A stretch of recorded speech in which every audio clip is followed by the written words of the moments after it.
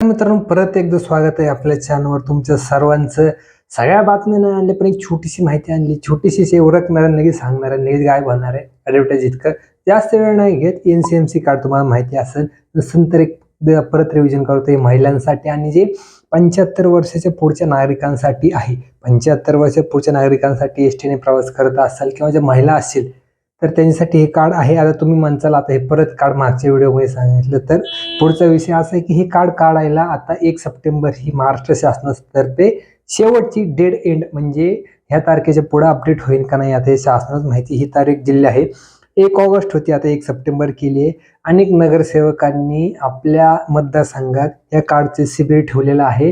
ज्यांना ज्यांना काढायचं आहे त्यांनी स्वारगेट पुण्यामध्ये किंवा मग वाकडेवाडी या ठिकाणी चौकशी करू शकता किंवा मग आपल्या प्रभागात आपल्या जनसंपर्क कार्यालय असतात लोकप्रतिनिधींचे, तिथे जाऊन एकदा चौकशी करा. आणि सर्वात महत्त्वाची म्हणजे आता हे कार्ड ॲक्टिव्ह कसं होणार आणि ह्याचा बॅलन्स कसा टाकायचा.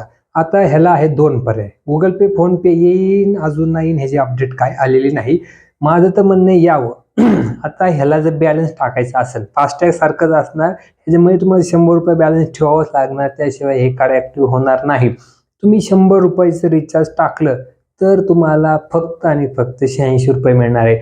बाकीचे जे आहे ते टॅक्सेस, SGST, CGST ते काटणार आहे. आणि सर्वात महत्त्वाची बातमी, आता बॅलन्स मारायचं कुठं, एक तर ST स्टँड, कंडक्टर किंवा मग जर शासनाच्या मनात आलं तर सेवा केंद्र.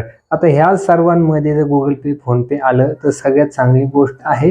सांगणं एवढंच आहे की सरकार पहिल्यांदा आव्हान करतं, नंतर बंधनकारक करतं. मग तुम्हाला तर माहिती आहे ST स्टँडला गेल्यावर मग 900च्या रांगा कुठपर्यंत राहतात.